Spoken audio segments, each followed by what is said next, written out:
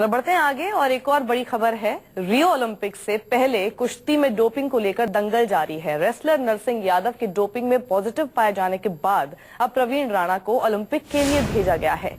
23 साल के प्रवीण राणा अब नरसिंह यादव की जगह 74 किलोग्राम में भारत की ओर से खेलेंगे।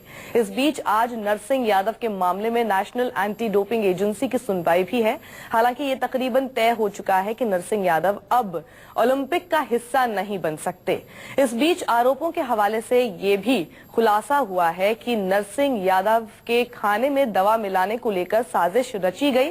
हम आज इस पूरे विवाद पर नरसिंह यादव और उनके कोच से भी बात करेंगे। हम पहलवान सुशील के गुरु सतपाल से भी बात करेंगे जो नरसिंह के नार्को की मांग कर रहे हैं। लेकिन सबसे पहले दिखाते हैं कि नरसिंह के साथ कैसी साजिश का खुलासा हो रहा है।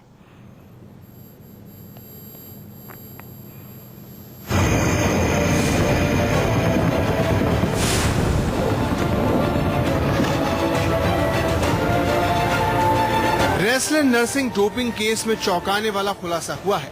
जैसे जैसे जांच की परतें खुलती जा रही हैं, नरसिंह की बेगुनाही का सबूत बाहर आ रहा है। अब नए खुलासे में इस बात की लगभग पुष्टि हो गई है कि नरसिंह के साथ बड़ा खेल हुआ। बड़ी साजिश के तहत नरसिंह के खाने में प्रतिबंधित दवाई मिलाई गई थी। खबर आ रही है कि खाने में दवाई मिलाने वाले की पहचान हो गई है।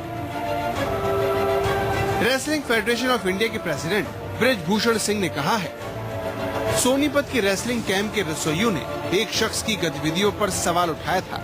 जांच के दौरान दोनों रसोइयों को अलग अलग रेसलर्स की तस्वीरें दिखाई गयी। दोनों रसोइयों ने एक ही रेसलर को पहचानते हुए चिन्हित किया है। जिस रेसलर की तस्वीर पहचानी गई है वो मशहूर इंटरनेशनल रेसलर का छोटा भाई है।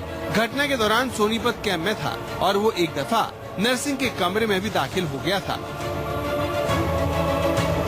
फेडरेशन के इस खुलासे के बाद नरसिंह को इंसाफ मिलने की उम्मीद है। लेकिन नरसिंह के खाने में मिलावट पर हो रही बहस के बीच रेसलर सुशील कुमार के कोच और ससुर सतपाल ने कहा कि नार्को टेस्ट से दूध का दूध और पानी का पानी हो जाएगा। उन्होंने कहा कि ये दुख से कहना पड़ रहा है कि डोपिंग मामले में नाम को लेकर हिंदुस्तान को गुमराह किया जा रहा है।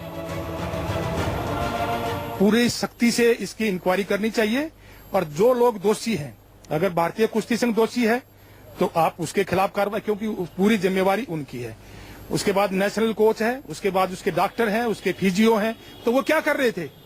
उसके बाद खुद पहलवान जो भी खिलाड़ी है वो दोषी है और फिर अगर जिसने ये साजिश की है वो दोषी है। पर ये मैं कहता हूं कि ये भारत के लिए अच्छा नहीं हुआ। नरसिंह ने खाने में प्रतिबंधित दवा की साजिश में सतपाल पर शक जाहिर किया था, जिसके बाद सतपाल का बयान आया है। लेकिन फेडरेशन की जांच से अब इस साजिश से पर्दा उठने लगा है। नरसिंह यादव से पूरे देश को रियो ओलंपिक में उम्मीद थी। इन उम्मीदों पर खरा उतरने के लिए हिंदुस्तान का ये पहलवान दिन रात मेहनत कर रहा था। डोप टेस्ट में पॉजिटिव पाए जाने के बाद न सिर्फ नरसिंह का सपना टूट गया, बल्कि नरसिंह के चाहने वाले भी निराश हैं। वैभव भोला के साथ ब्यूरो रिपोर्ट, दिल्ली, न्यूज़ 24।